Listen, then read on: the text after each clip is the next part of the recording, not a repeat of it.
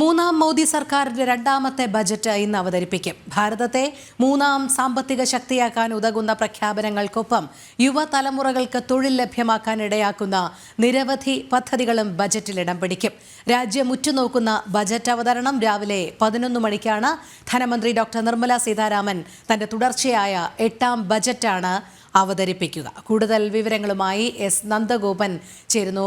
നന്ദൻ, രാജ്യം ഉറ്റുനോക്കുന്ന ബജറ്റ് അവതരണം ഇന്ന് നടക്കുമ്പോൾ എന്തൊക്കെ പദ്ധതികൾ ബജറ്റിൽ ഇടം പിടിക്കും, എന്തൊക്കെ പ്രതീക്ഷകളാണ് ഇടം പിടിക്കുക എന്നുള്ളതിലാണ് നമുക്ക് നോക്കിക്കാണേണ്ടത്.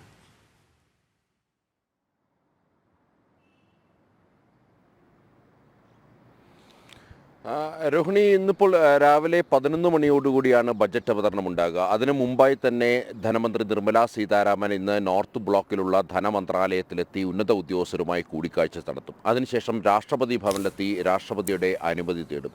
ശേഷം പാർലമെന്റിലെത്തി ഇന്നിപ്പോൾ കേന്ദ്ര മന്ത്രിസഭ ചേരും.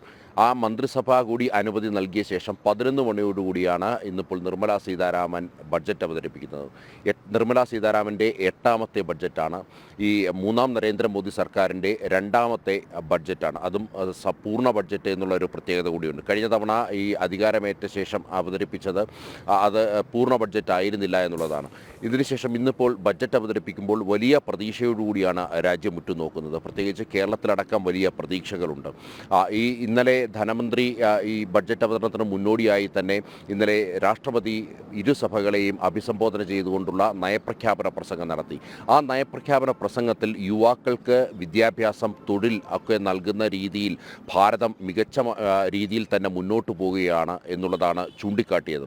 മാത്രമല്ല, അതിനു മുമ്പായി പ്രധാനമന്ത്രിയും മാധ്യമങ്ങളെ കണ്ടിരുന്നു. പ്രധാനമന്ത്രി സൂചിപ്പിച്ചത് 2047 ഭാരതം ഒരു 2047 ഭാരതത്തിൻ്റെ പ്രയാണത്തിന് ഉതകുന്ന രീതിയിലുള്ള ബഡ്ജറ്റാകുമെന്നുള്ളതാണ്. അതായത് വികസിത രാജ്യങ്ങളുടെ പട്ടികയിലേക്ക് 2047 ഭാരതം ഇടം പിടിക്കും.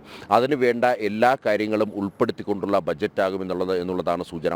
മാത്രമല്ല, മധ്യവർഗത്തിന് കൂടുതൽ പ്രയോജനപ്രദമാകുന്ന രീതിയിലുള്ള ബഡ്ജറ്റാകുമെന്നുള്ളതാണ് ഇത്തവണത്തെ ഏറെ പ്രത്യേകത എന്നുള്ളതാണ്. അത് പാർലമെൻറ്റിൽ ഇരുസഭകളെ അഭിസംബോധന ചെയ്ത് ദ്രൗപദി മുർമു നടത്തിയ നയപ്രഖ്യാപന പ്രസംഗത്തിലും പ്രധാനമന്ത്രി നടത്തിയ വാർത്താ സമ്മേളനത്തിലും അത് വ്യക്തമാകുന്ന രീതിയിൽ അല്ലെങ്കിൽ അതിൻ്റെ സൂചനകൾ നൽകിയിരുന്നു എന്നുള്ളതാണ് യാഥാർത്ഥ്യം. ഏതായാലും കൂടുതൽ യുവാക്കൾക്ക് തൊഴിലവസരങ്ങൾ, യുവാക്കളുടെ വിദ്യാഭ്യാസം, ഈ കാര്യങ്ങളിലൊക്കെ തന്നെ കൂടുതൽ ശ്രദ്ധ കേന്ദ്രീകരിക്കുന്ന രീതിയിലുള്ള പദ്ധതികൾ ഈ ബഡ്ജറ്റിൽ ഉണ്ടാകുമെന്നുള്ളതാണ്. മാത്രമല്ല, കൂടുതൽ ജനപ്രിയ പദ്ധതികൾക്ക് പുറമെ അല്ലെങ്കിൽ ജനപ്രിയ പദ്ധതികൾ കൂടുതലായി ഉണ്ടാകില്ല എന്നുള്ളത് തന്നെയാണ് ഇതുമായി ബന്ധപ്പെട്ട വിദഗ്ധരും മറ്റും ചൂണ്ടിക്കാണിക്കുന്നത്.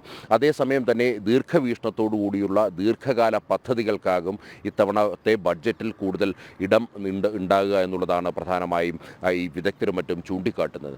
ഇതിനു പുറമെ കൂടുതൽ മധ്യവർഗത്തിന് പ്രയോജനപ്രദമാകുന്ന രീതിയിൽ ആദായ നികുതി സ്ലാബിൽ വലിയ മാറ്റങ്ങൾ ഉണ്ടാകാനുള്ള സാധ്യത. കഴിഞ്ഞ തവണയും ആദായ നികുതി സ്ലാബിലൊന്നും കാര്യമായ മാറ്റങ്ങൾ ഉണ്ടായില്ല. എന്നാൽ ഇത്തവണത്തെ ബഡ്ജറ്റിൽ ആദായ നികുതി സ്ലാബിൽ കൂടുതൽ മാറ്റങ്ങൾ ഉണ്ടായി മധ്യവർഗത്തിന് കൂടുതൽ പ്രോത്സാഹനം നൽകുന്ന രീതിയിലുള്ള ഒരു ബഡ്ജറ്റാകുമെന്നുള്ളതാണ് പ്രധാനമായും വിദഗ്ധരും മറ്റും ചൂണ്ടിക്കാട്ടുന്നത്. അതായത് ഇപ്പോൾ നിലവിൽ 3 ലക്ഷം രൂപ വരെയുള്ള 3 ലക്ഷം രൂപ വരെ ടാക്സ് ഇല്ല എന്നുള്ളതാണ്. അത് 5 ലക്ഷത്തിലേക്ക് ഉയർത്തുമെന്നുള്ള പ്രതീക്ഷകളാണ്. സ്വാഭാവികമായും സ്ലാബിൽ മുഴുവൻ അത്തരത്തിലുള്ള മാറ്റങ്ങൾ ഉണ്ടാകുമെന്നുള്ളതാണ്. മാത്രമല്ല, മുതിർന്ന പൗരന്മാർക്ക് ഏതെല്ലാം കേന്ദ്ര പദ്ധതികൾ, ക്ഷേമ പദ്ധതികൾ, ഇനി ആയുഷ്മാൻ ഭാരതിന് പുറമെ ഏതെങ്കിലും തരത്തിലുള്ള ക്ഷേമ പദ്ധതികൾ ഉണ്ടാകുമോ, അല്ലെങ്കിൽ ആയുഷ്മാൻ ഭാരതിൻ്റെ കൂടുതൽ ഏതെങ്കിലും ഇതുമായി ബന്ധപ്പെട്ട തുടർ പദ്ധതികൾ ഉണ്ടാകുമോ, അല്ലെങ്കിൽ അതിൻ്റെ വികസനം എത്രമാത്രമാണ് എന്നുള്ളത്, അക്കാര്യങ്ങളൊക്കെ തന്നെ ഇന്നത്തെ ബഡ്ജറ്റിൽ വ്യക്തമാകുമെന്നുള്ളതാണ്. നിലവിൽ ആഗോളതലത്തിൽ വലിയ രീതിയിലുള്ള പണപ്പെരുപ്പം അനുഭവപ്പെടുന്ന ഒരു സാഹചര്യമുണ്ട്. മാത്രമല്ല, ഉക്രൈൻ റഷ്യ യുദ്ധം, അമേരിക്കയുടെ വ്യാപാര നയം, ഇതെല്ലാം ആഗോളതലത്തിൽ മറ്റ് രാജ്യങ്ങളെ അടക്കം ഭാരതത്തെയും കാര്യമായി ബാധിച്ചിട്ടുണ്ട് എന്നുള്ളതാണ്. എന്നിരുന്നാൽ തന്നെ ഇന്നലെ പുറത്തു വന്ന സാമ്പത്തിക സർവേ റിപ്പോർട്ടിൽ ഭാരതത്തിൻ്റെ സാമ്പത്തിക അടിത്തറ അത് അങ്ങനെ തുടരുകയാണ് എന്നുള്ളതാണ്. അതായത് ഒരു തരത്തിലുള്ള ഇളക്കവും ഭാരതത്തിൻ്റെ സാമ്പത്തിക അടിത്തറയ്ക്ക് ഉണ്ടായിട്ടില്ല എന്ന് സൂചിപ്പിക്കുന്നതായിരുന്നു ഇന്നലെ വന്ന സാമ്പത്തിക സർവേ റിപ്പോർട്ട്. അതായത് 6.3 മുതൽ 6.5 6.8% ഭാരതത്തിൻ്റെ മൊത്തം ഉൽപ്പാദനം GDP വർദ്ധിക്കുമെന്നുള്ള സൂചനകളാണ് പ്രധാനമായും നൽകുന്നത്.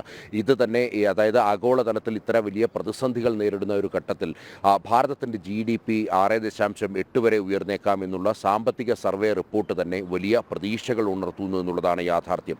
അതായത് ഭാരതത്തിൻ്റെ സാമ്പത്തിക അടിത്തറയ്ക്ക് യാതൊരുവിധ കോട്ടവും തട്ടിയിട്ടില്ല, അത് സുസ്ഥിരമായി തന്നെ നിലനിൽക്കുന്നു എന്നുള്ള സൂചനകൾ നൽകുന്നു.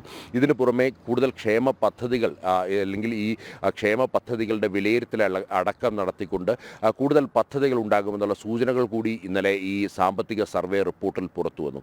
ഏതായാലും മധ്യവർഗമടക്കം ഭാരതത്തിലെ സകലമാന ജനങ്ങളും കാത്തിരിക്കുകയാണ്. ഒപ്പം കേരളത്തിലെ വലിയ പ്രതീക്ഷകൾ തന്നെയാണ്. 24,000 കോടി രൂപ കേരളം കേന്ദ്രത്തോട് ആവശ്യപ്പെട്ടിട്ടുണ്ട് എന്നുള്ളതാണ്. ഇതിൽ 2,000 കോടി രൂപ വയനാടിന്, അതേപോലെ തന്നെ വിഴിഞ്ഞം പോർട്ടിനായി 5,000 കോടി രൂപ, അതേപോലെ തന്നെ ടൂറിസം വികസനത്തിനടക്കം തുക ആവശ്യപ്പെട്ടിരിക്കുന്ന സാഹചര്യം. മാത്രമല്ല കേരളത്തിനും വലിയ പ്രതീക്ഷകളുണ്ട്. പ്രത്യേകിച്ച് IT സെക്ടറിലൊക്കെ തന്നെ, അതേപോലെ തന്നെ സെമി കണ്ടക്ടർ മേഖലകളിലടക്കം വലിയ പദ്ധതികൾ ഉണ്ടാകുമെന്നുള്ള പ്രതീക്ഷ, അത് കേരളത്തിന് വലിയ നേട്ടമുണ്ടാകുമെന്നുള്ളതാണ് IT സെക്ടറിൽ നിന്നും അടക്കമുള്ളവർ ചൂണ്ടിക്കാണിക്കുന്നത്. മാത്രമല്ല പുതിയ സ്റ്റാർട്ടപ്പുകൾക്കും പുതിയ കമ്പനികൾക്കും നികുതിയിൽ ഏതെങ്കിലും തരത്തിലുള്ള ഇളവുകൾ നൽകുമോ, ഇതെല്ലാം തന്നെ വളരെ പ്രാധാന്യമാണ്. മാത്രമല്ല യുവാക്കൾക്കടക്കം കൂടുതൽ തൊഴിൽ ലഭിക്കുന്നതിന് ഇതെല്ലാം അതിൻ്റെ അടിസ്ഥാന ഘടകങ്ങളാണ് എന്നുള്ളതാണ് യാഥാർത്ഥ്യം. ഏതായാലും ഇത്തരം കൂടുതൽ കേരളത്തിനടക്കം വലിയ പ്രതീക്ഷകൾ പുലർത്തുന്നു എന്നുള്ളതാണ്. മാത്രമല്ല എയിംസ് അടക്കമുള്ള പദ്ധതികൾ കാലാകാലങ്ങളായി കേരളം ഉറ്റുനോക്കുന്ന പദ്ധതി, അല്ലെങ്കിൽ കേരളത്തിലേക്ക് എത്തുമെന്നുള്ള കരുതുന്ന എയിംസ് ആശുപത്രി അടക്കം കേരളത്തിന് ലഭ്യമാകുമോ എന്ന് അറിയേണ്ടിയിരിക്കുന്നു. ഈ പലതവണയും എയിംസ് കേരളത്തിന് അനുവദിക്കാൻ തുനിഞ്ഞപ്പോഴൊക്കെ തന്നെ സ്ഥലവുമായി ബന്ധപ്പെട്ട തർക്കങ്ങൾ, അധികാര തർക്കങ്ങൾ, രാഷ്ട്രീയ തർക്കങ്ങളായിരുന്നു അതിന് തടസ്സം എന്നുള്ളതാണ്. ഇത്തവണത്തെ ബഡ്ജറ്റിൽ കേരളത്തിന് ഏതെങ്കിലും തരത്തിൽ എയിംസ് അനുവദിക്കുമോ എന്നുള്ളത് ഇനി നോക്കിക്കാണേണ്ടിയിരിക്കുന്നു. മാത്രമല്ല കേരളത്തിന് ഉതകുന്ന രീതിയിൽ മറ്റ് വ്യാവസായിക പദ്ധതികൾക്കും, അതായത് വ്യാവസായിക മേഖല കൊറോണയേക്കാൾ മുമ്പ് ഉള്ളതുപോലെ തന്നെ അതിനേക്കാൾ മികച്ച രീതിയിൽ തന്നെ വ്യാവസായിക മേഖല മുന്നോട്ട് പോകുന്നു എന്നുള്ളതാണ് ഇന്നലെ പുറത്തിറങ്ങിയ സാമ്പത്തിക സർവേ റിപ്പോർട്ടിൽ ചൂണ്ടിക്കാണിക്കുന്നത്. സ്വാഭാവികമായും വ്യാവസായിക മേഖലയ്ക്ക്, പ്രത്യേകിച്ച് ചെറുകിട വ്യാവസായികം, അതേപോലെ തന്നെ മൈക്രോ മാക്രോ ഇൻഡസ്ട്രീസ്, ഇങ്ങനെയുള്ള സംരംഭങ്ങൾക്ക് കൂടുതൽ പ്രയോജനപ്രദമാകുന്ന രീതിയിൽ നികുതി സമ്പ്രദായം, അതേപോലെ തന്നെ വായ്പ അടക്കമുള്ള കാര്യങ്ങളിൽ ഏതെങ്കിലും തരത്തിലുള്ള ഇളവുകൾ, ഇത്തരം പുതിയ പദ്ധതികൾ നടപ്പിലാക്കുമ്പോൾ ഏതെങ്കിലും തരത്തിൽ മറ്റ് ഇളവുകൾ തുടങ്ങിയ കാര്യങ്ങളൊക്കെ തന്നെ അറിയേണ്ടിയിരിക്കുന്നു. ഇതെല്ലാം കേരളത്തിന്, മറ്റ് സംസ്ഥാനങ്ങൾക്ക് പ്രയോജനപ്രദമാകും പോലെ തന്നെ കേരളത്തിനും പ്രയോജനപ്രദമാകേണ്ടതാണ്.